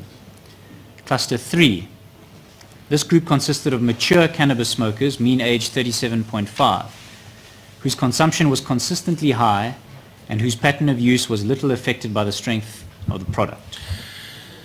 So we were looking at these Dutch data in an attempt to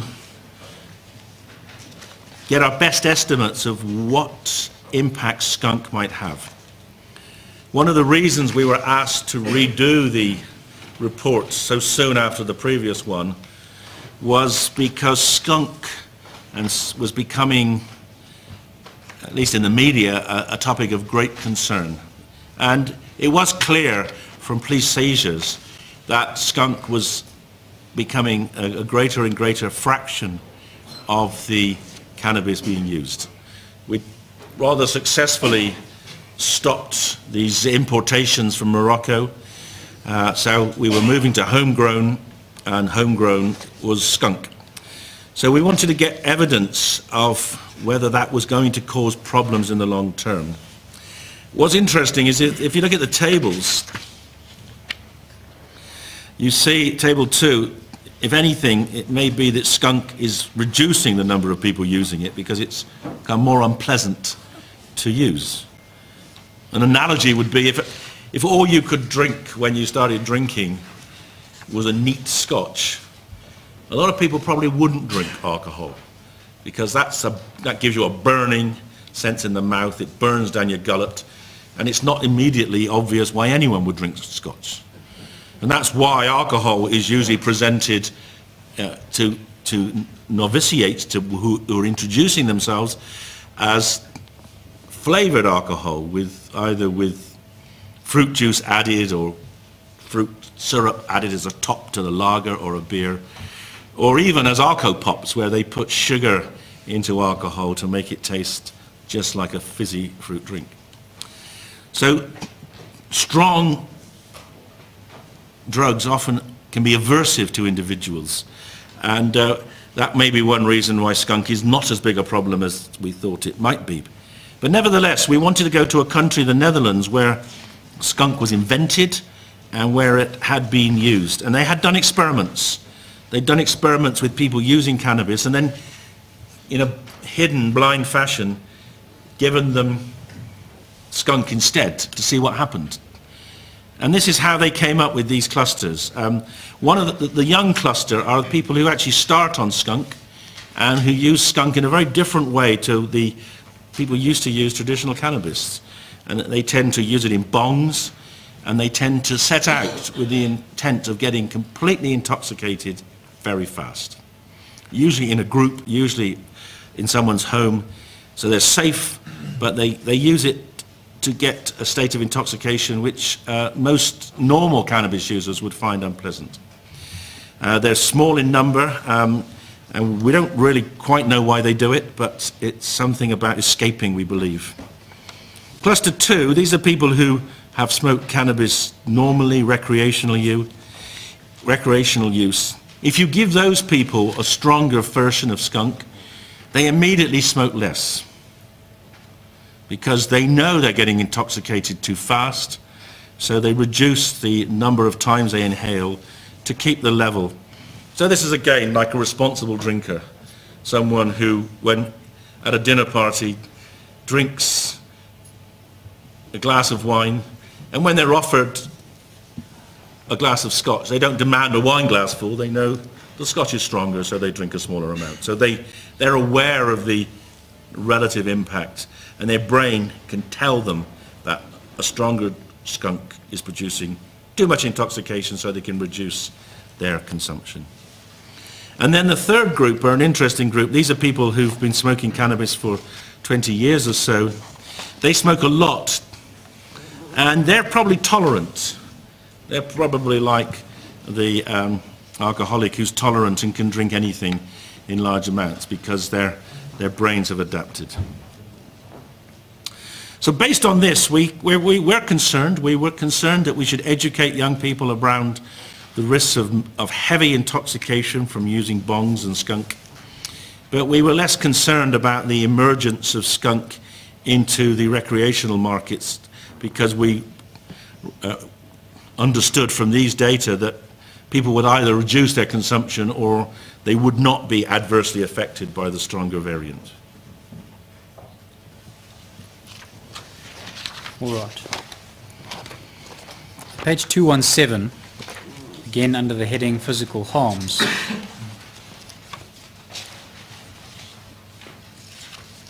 As I said, I don't want you to repeat what you said previously. If you could simply go through and point out to us any aspects which are in addition to or different from what you had observed in the previous report. So in terms of effects on the circulation, these are identical, nothing new there. Effects on the respiratory system, just the same, emphasizing the safety of cannabis, even in people very intoxicated, because of the protection of the gag reflex. I think what you see at the bottom, 4.3.2, this is an important consideration for your country. In the UK, most people smoke cannabis with tobacco. As I mentioned, tobacco burns at a higher temperature than cannabis, is more toxic to the lungs than cannabis, more likely to cause lung cancer, and is more dependence producing. And one of our concerns was that smoking cannabis with tobacco might increase the number of people who are tobacco dependent, because some people might initiate, well, we know some people do initiate smoking with cannabis, and they may not realize that smoking it with tobacco will put them at the risk of tobacco dependence. We know that in other countries like the USA, it's typically smoked without tobacco, and that has the advantage that it burns at a lower temperature, so it produces less health harms, and also you don't get the risk of tobacco dependence. And the comment we make here takes into account that final observation. If you mix the two and you smoke cannabis and tobacco, the net temperature of the air you're breathing in, the fumes you're breathing in, is lower than smoking tobacco. So there's a kind of protective effect of cannabis on smoking tobacco if you smoke the two together.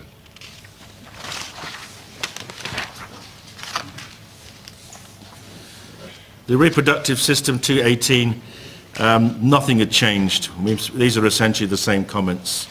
We advise pregnant women to take no drugs. 219, short-term harms to mental health. Well, we give a little bit more detail here, and there was some more data emerging about acute cannabis intoxication and whether it was schizophrenia or whether it was just drug-induced intoxication. And it's worth commenting on this one, this Danish study, number 12 in 5.2. And this is an example of all the problems we have understanding the cannabis psychosis data. People smoke cannabis, they have a psychotic episode, it may lead to them going to hospital, and then they may carry on having psychotic episodes. But that is almost certainly due to the fact that they continue to smoke cannabis. It doesn't mean that you've induced a long-term alteration in their brain that is schizophrenia. 5.2.1 just shows that there's no worsening of the poisoning situation with the rise of skunk. There are fewer inquiries, or a smaller proportion of the inquiries to the poisons service are for cannabis. Of course, that could be due to the fact that there are an increase in other drugs taking over, but nothing in the poisons reporting to suggest that the rise of skunk was leading to greater adverse effects in the community. The driving issue here is, we added something here which is important, and this relates to the testing of cannabis when people are driving.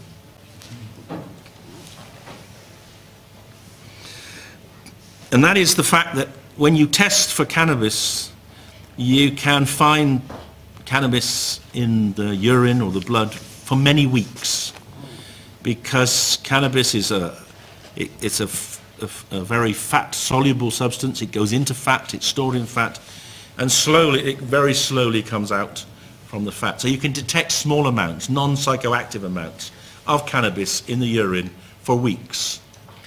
This is one of the reasons why testing prisoners is so problematic, because you can find out whether they smoked weeks ago, and even though they're not affected at the time of testing, you can still punish them for that. And that's why prisoners switched to spice, because you couldn't test spice in the urine. But on the road, you can test for cannabis, but most of what you will test will not be relevant, because it'll be cannabis which was consumed days or weeks ago and will have no impact on the driving. The impact of inhaled cannabis on driving lasts around about 12 hours. And people have shown that not just with driving, but also with aircraft pilots looking at the impact of cannabis, experimental cannabis intoxication on their ability to control aircraft. Now, if you test for cannabis in urine and assume, therefore, they're impaired, you are essentially prosecuting people, convicting people for an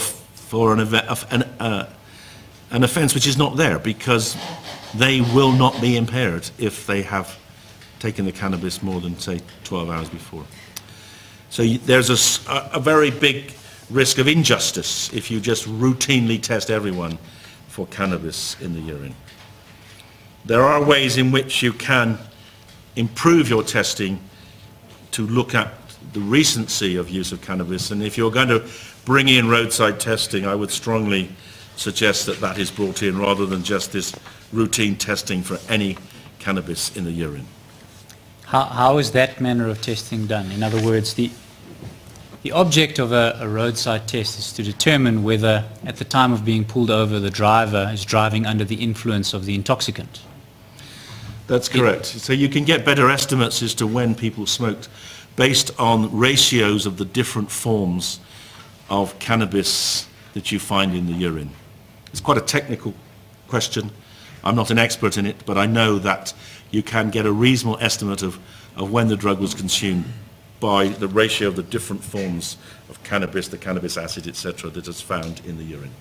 Are these tests readily available, these testing kits? Oh, these kits are now available, yes, so it is now possible to test for recent use rather than just any use in the last month. And that's obviously appropriate when someone is driving, because you want to know if they've got active amounts. So you can test not only for recency of use, but also you can set a threshold for the active ingredients in the urine, which you can be fairly confident would impair driving. In the same way as you have a threshold, is it 50 in this country? Yeah, 0.05. 0.05. So you have a threshold for alcohol. You can have a reliable threshold for cannabis in the urine if you test people when they're driving. Well, I think that's probably a convenient time. I see it is 5 minutes early, but... The court adjourns.